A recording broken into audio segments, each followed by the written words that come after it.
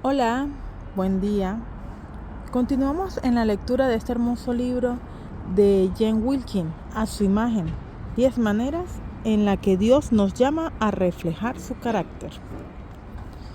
Continuamos con el capítulo 4, que se titula Dios el más justo. En Dios santísimo, justo y verdadero he puesto mi confianza.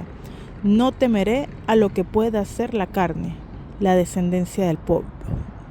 Isaac Watts, 1707. Este es un capítulo para aquellos que han sido tratados injustamente. Y también es un capítulo para aquellos que han actuado injustamente, ya sea que te identifiques más fácilmente con la primera categoría o con la segunda. La justicia perfecta de Dios es una razón para celebrar. Aún así, este es un tema que solemos evitar. Se han predicado muchos sermones sobre el amor de Dios. Se han compuesto muchos himnos sobre la gracia de Dios. Se han escrito muchos devocionales sobre la misericordia de Dios. Pero no es muy común que su justicia sea el tema de nuestra adoración y reflexión. Sentimos calidez al escuchar de su amor, gratitud al escuchar de su gracia y ternura al escuchar de su misericordia, pero su justicia suele evocar cierta inquietud. En nuestras conversaciones con incrédulos no es muy común que nos apresuremos a hablar de la justicia de Dios. Por esa misma razón, las fórmulas evangelísticas típicas comienzan con un énfasis en el amor de Dios. Dios te ama y tiene un plan maravilloso para tu vida.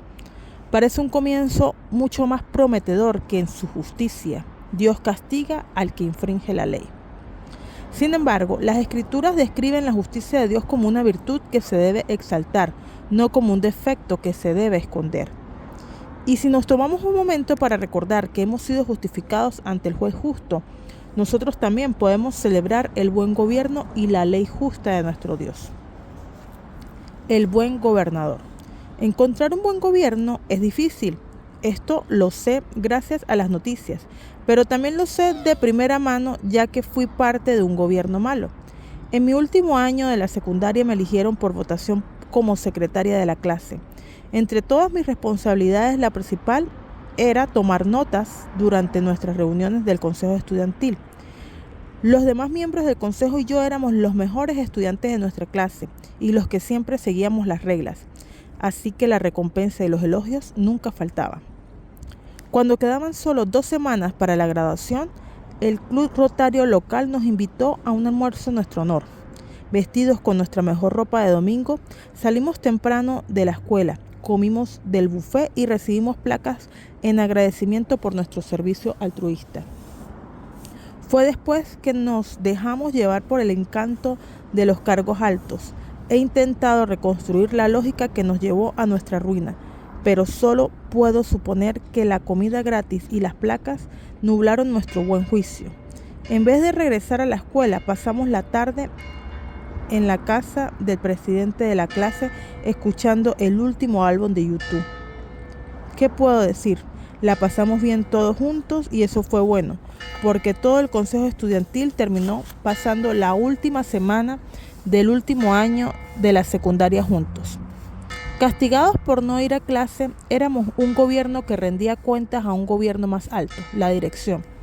Y se hizo justicia rápidamente para los que habíamos sido negligentes en las tareas gubernamentales. El gobierno fue idea de Dios. Él puso a personas en lugares de autoridad para implementar un sistema de normas. El emblema de nuestro sistema judicial terrenal, una mujer con los ojos vendados que sostiene una balanza, personifica la justicia. Aunque en términos humanos la justicia se presenta como ciega, la justicia de Dios tiene los ojos bien abiertos y ve claramente.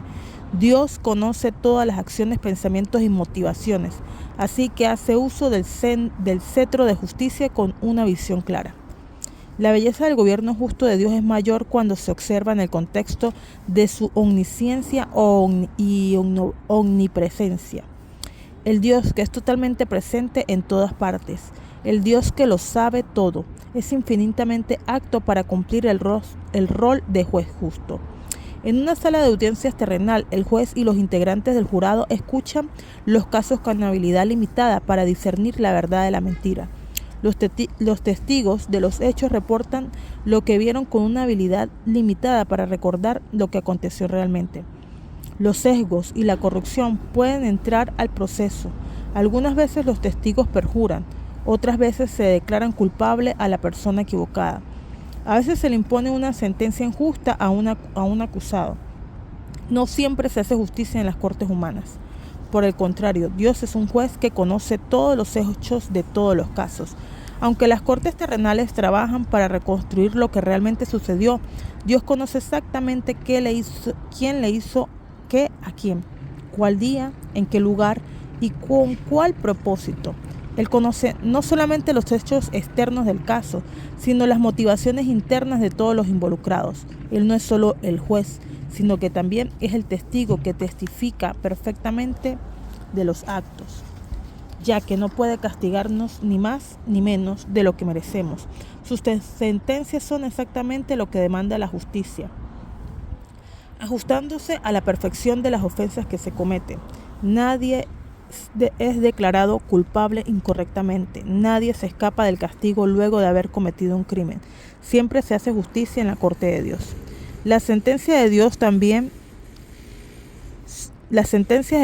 son perfectas y justas. Aunque los humanos tienden a buscar retribución, los castigos de Dios siempre van acordes con el crimen. Él es incapaz de castigar de más y es incapaz de castigar menos de lo merecido. Cada expresión de su ira es apropiada para la maldad que la causó. Una ley justa. Es imposible clasificar el gobierno de Dios como bueno sin considerar el fundamento de su mandato. ¿Cuál es el estándar con el que Dios gobierna? Como la fuente de toda justicia, Dios tiene tanto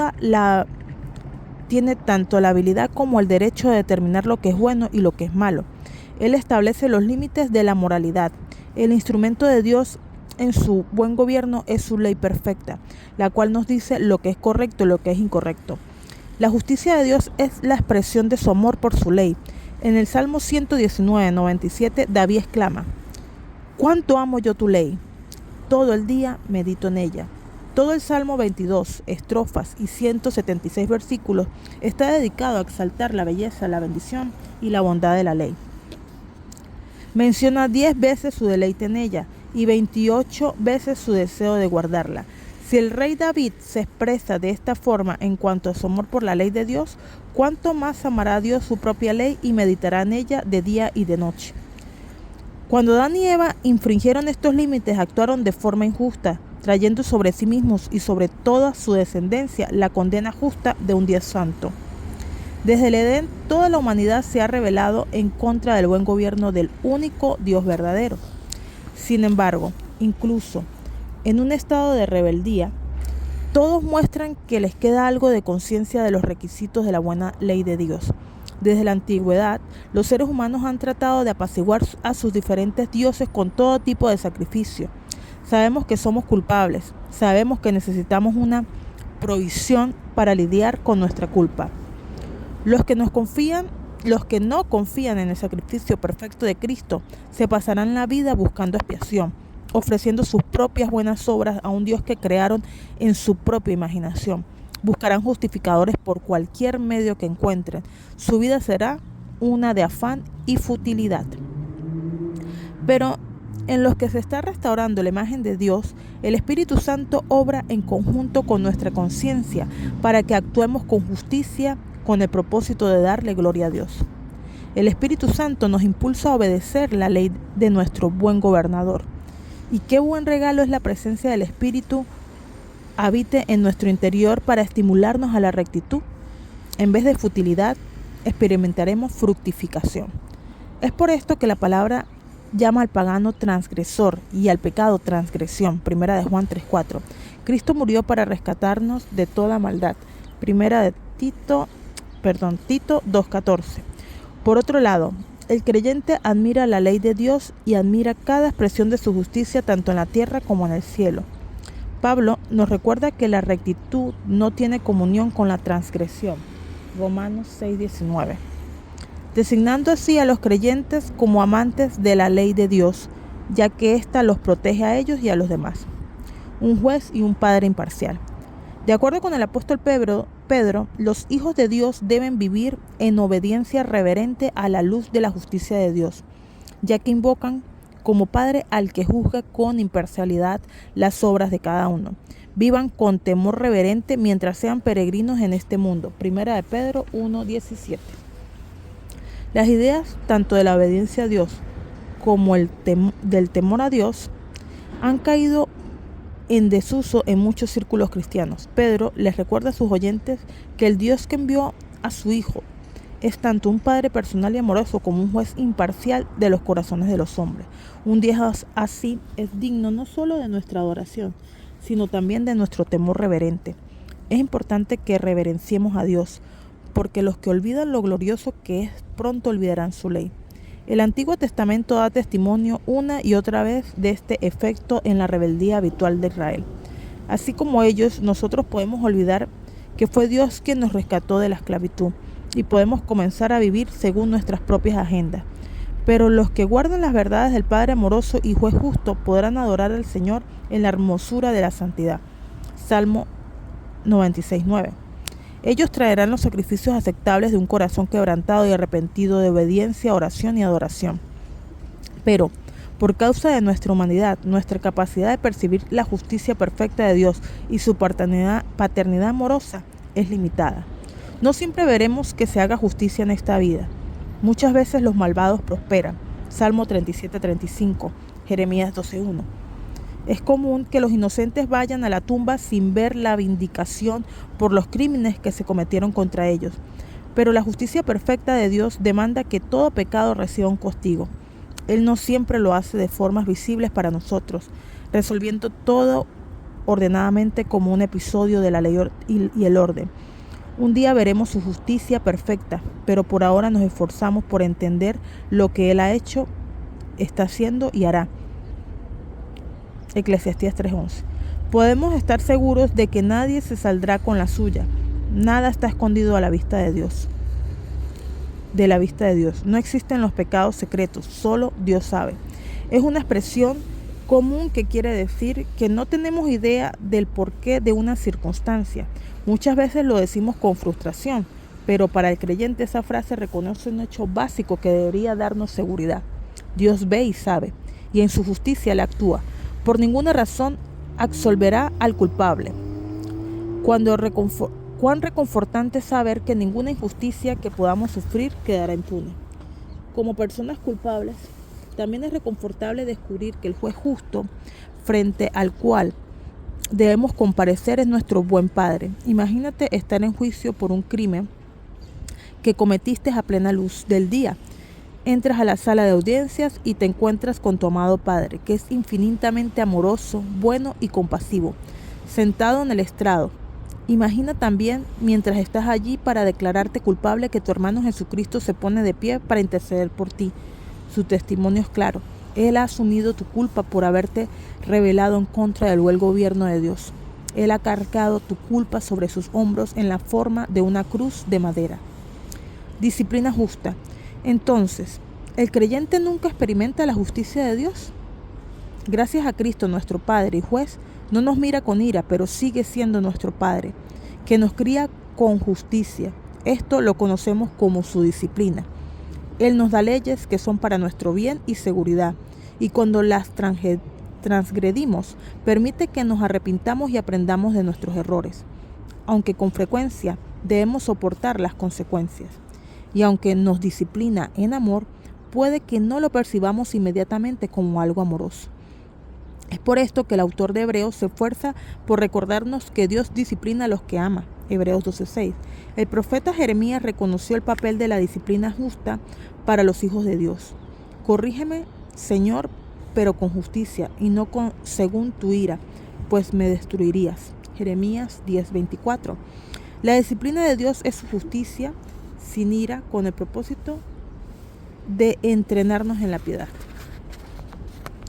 Cuando mis hijos eran pequeños siempre regresaban de la escuela con proyectos especiales cuando llegaba el Día de las Madres.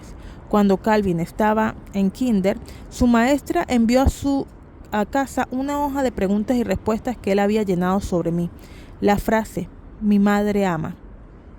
La completó con la siesta y las galletas Oreo. Culpable. La frase sé que mi mamá me ama porque la completó con la lista encantadora de cosas que he hecho por él. Me prepara la cena, me abraza, me ayuda a cepillarme los dientes. En todos los años que recibí esas hojas de mis hijos pequeños no vi ninguna respuesta en la que dijeran que los amaba porque siempre los enviaba a la cama a las 7 en punto, o porque no los dejaba comer muchos dulces, o porque cuando peleaban lo hacía reflexionar en su comportamiento. Aunque estas también eran expresiones de mi amor, mis hijos no aprendieron a verlas como tal, sino hasta que fueron mayores. Así es que funciona la justicia de Dios en la vida del creyente. Gracias a Cristo, la ley de Dios nos entrena, pero ya no nos condena. Tal vez nos tardemos en reconocerla como una expresión de su amor, pero nos gobierna con bondad. Nos enseña a caminar como hijos de luz, a andar como Cristo anduvo. Una ira justa. Si es difícil reconocer la disciplina como algo compatible con un Dios amoroso, es aún más difícil reconocer la ira como tal. Este aspecto de su justicia puede desafiar la fe de los que se aferran a las Escrituras como inerrantes y puede motivar a los que rechazan o menosprecian el testimonio bíblico a decir: mi Dios es un Dios de amor, no de ira. Aunque al leer las Escrituras estoy de acuerdo de forma intelectual con la necesidad y la rectitud de la ira de Dios contra el pecado, reconozco que mi respuesta emocional es más la de un niño que aún no ha madurado y que sigue luchando por tener una perspectiva clara. Aunque me puedo identificar con el deseo de eliminar la ira de Dios de la Biblia o dejarla solamente en el Antiguo Testamento, esto pondría en riesgo su santidad, mi postura ante ella. No hay forma de alcanzar un arrepentimiento genuino sin luchar por comprender la rectitud de la ira de Dios. Mientras vea su ira como excesiva y cruel, caminaré con un entendimiento limitado del peligro y la depravación del pecado, y caminaré con un entendimiento limitado de lo que sucedió en la cruz. La historia del destino de Sodoma y Gomorra es instructiva en este sentido. Cuando Dios le cuenta a Abraham su plan de destruir estas dos ciudades situadas en la llanura de Sinar, Abraham decide interceder pidiendo que los justos se salven. Dios acepta perdonar la ciudad si hay 10 personas justas en ella. Lo que Dios sabe, y Abraham no, es que no hay 10 justos. Él perdonará solamente a la familia de Lot y lo hará no como un acto de justicia, sino de misericordia. Me imagino que Abraham, esperando y pensando luego de que los ángeles que lo visitaron fueron a Sodoma, mientras espera a distancia, la narrativa hace un acercamiento para describir un día típico de la vida de Sodoma.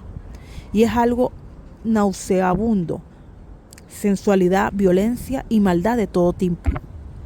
El lector es testigo de todo, pero Abraham no. Me imagino su sorpresa cuando se entera del destino de aquellos por quienes había intercedido. Al día siguiente, Abraham madrugó y regresó al lugar donde se había encontrado con el Señor. Volvió la mirada hacia Sodoma y Gomorra y hacia toda la llanura y vio que de la tierra subía humo como un horno. Génesis 19, 27 al 28. Mientras Abraham observa las ruinas y el humo de aquellas dos ciudades, contempla una verdad del Evangelio: su justicia. En su justicia, Dios castiga el pecado. Se necesitaba una intercesión más grande que cualquiera que Abraham pudiera ofrecer. Él no es testigo de una crueldad, ya que Dios no puede castigar más de lo justo. Eso lo convertiría en injusto. No, Abraham es testigo de un castigo que va acorde con el crimen. No sé cuántas personas vivían en las ciudades vecinas de Sodoma y Gomorra en el momento de su destrucción, pero sospecho que eran muchas menos que las que viven en mi ciudad de Dallas, Fort Worth. Sea cual fuera el número de habitantes, representaban una cantidad ínfima de vidas humanas en comparación con todos los injustos que han vivido desde Adán hasta ahora. Este es un pensamiento que nos devuelve la realidad. Lo que sucedió en la llanura de Sinar en ese día tan desolador, cuando cayó fuego del cielo, fue una muestra de lo que es la justicia perfecta para los pecadores, para los pecados de algunos. Pero Cristo sufrió en la cruz por los pecados de muchos. No hay ni un justo, no ninguno. Romanos 3:10. El destino de Sodoma es el destino que todos merecemos. En la cruz, la justicia imponente de Dios para muchos, para mí, incandescente y sulfura santa, acorde con los crímenes que retribuye, cayó del cielo sobre el único ser humano justo que ha caminado sobre la tierra. El justo sufrió por el injusto voluntariamente para poder conducirnos a Dios. Es por esto que la Biblia nos recuerda que si confesamos nuestros pecados, Dios no solo es fiel para perdonar nuestros pecados, sino también justo, ya que Cristo fue castigado en nuestro lugar. Dios sería injusto al castigarnos por un pecado que ya ha sido pagado. Así que, cuán preciosa se vuelve para nosotros la sangre derramada y el cuerpo molido de Cristo. ¿Qué tan rápido deberíamos confesar? Ya no hay necesidad de excusas ni de autojustificación. Somos justificados ante Dios en Cristo, buscando justificarnos a nosotros mismos. Si se nos olvida que somos justificados en Cristo, nuestra relación con Dios y con otros puede sufrir las consecuencias. Comenzaremos a caer en patrones donde negamos o minimizamos nuestros pecados. En vez de reconocerlos y confesarlos, comenzaremos a llevar las cuentas. Estaremos bastante conscientes de las ofensas que se cometen contra nosotros y nuestra ira se despertará fácilmente cuando nos ofendan. Además, llegaremos a ignorar alegremente las ofensas que cometemos contra otros, y nuestra ira se despertará con rapidez cuando nos digan que los ofendimos. Suavizaremos las cosas con una disculpa, creyendo en secreto que realmente no hicimos nada malo. O si nuestra ofensa es válida, hablaremos de circunstancias extenuantes o daremos explicaciones extensas de por qué teníamos la razón de actuar así. El que se justifica a sí mismo es fácil de identificar. Es el que es lento para escuchar, pronto para hablar y pronto para irarse, que es todo lo contrario a lo que manda en Santiago 1:19.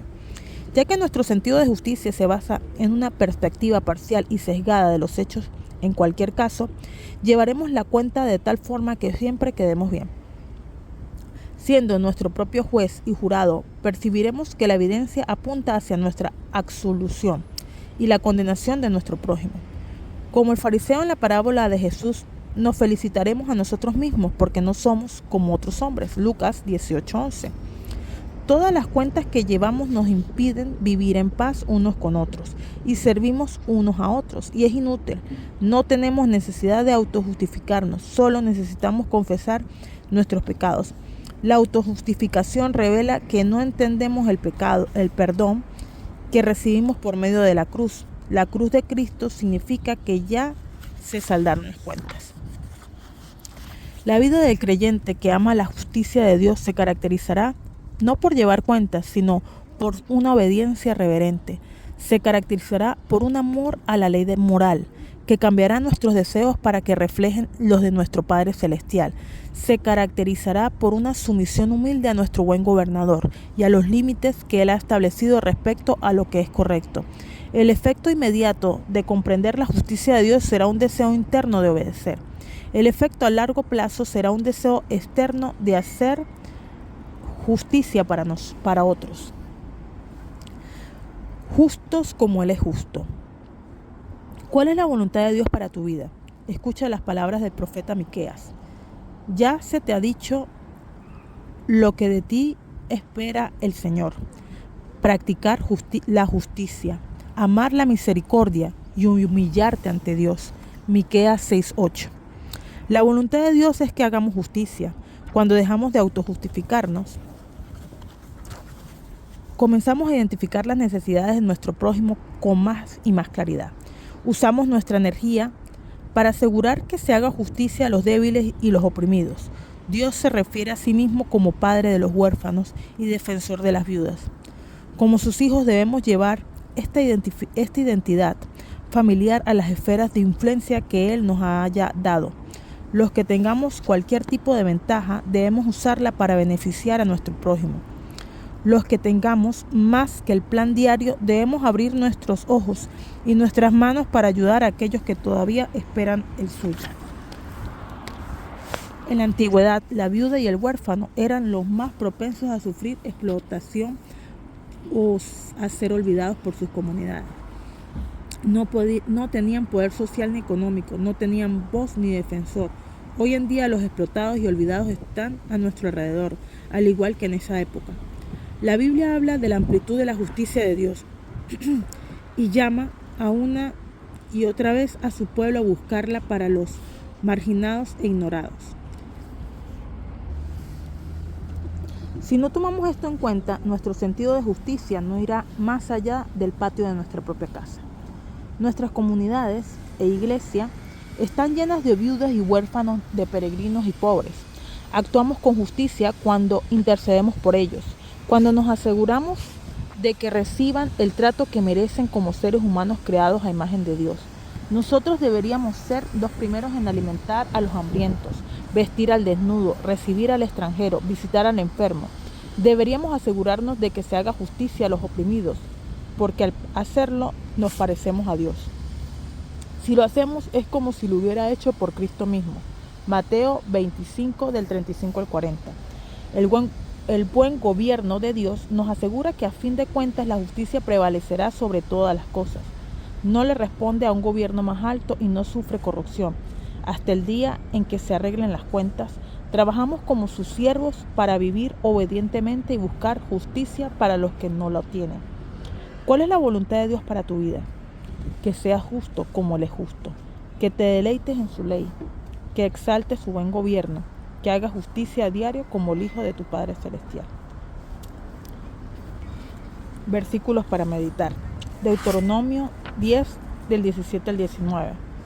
Salmo 37 del 27 al 29. Lucas 11, 42. Deuteronomio 32, 3, 4. Salmos 82 del 1 al 4. Salmos 9 del 7 al 8. Salmos 89, 14. Preguntas para reflexionar. ¿De qué forma has visto que la ley de Dios provee un buen gobierno para tu vida? Da un ejemplo de tu experiencia. ¿Cómo ha demostrado la ley de Dios que es digna de ser amada y meditada constantemente? Describe un momento de tu vida en el que hayas experimentado la disciplina amorosa de Dios. ¿Cuál fue el resultado? ¿A cuáles formas de autojustificación y de llevar cuenta eres más propenso? ¿Revelan áreas subyacentes donde hay una falta de arrepentimiento en tu vida? ¿Quiénes necesitan que hagas justicia para ellos? Haz una lista de varias personas o grupos específicos en tu comunidad y piensa en varias ideas de acciones específicas que puedan realizar esta semana para extenderlas tu ayuda. Oremos. Escribe una oración a Dios adorándolo por su buen gobierno. Dale gracias por su ley que te mantiene lejos del pecado. Confiesa tus pecados si te has justificado esta semana.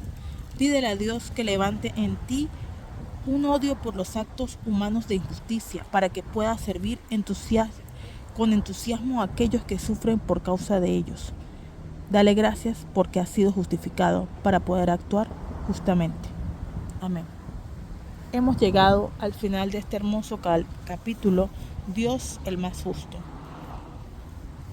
Te doy gracias por acompañarme hasta este fin de la lectura y agradecida con Dios infinitamente por mostrarnos su palabra a través de esta hermosa lectura y enseñarnos de su justicia y que debemos ser justos como Él es justo. Te invito a que me sigas, a que comentes, te suscribas y nos vemos en la próxima lectura. Que Dios te bendiga.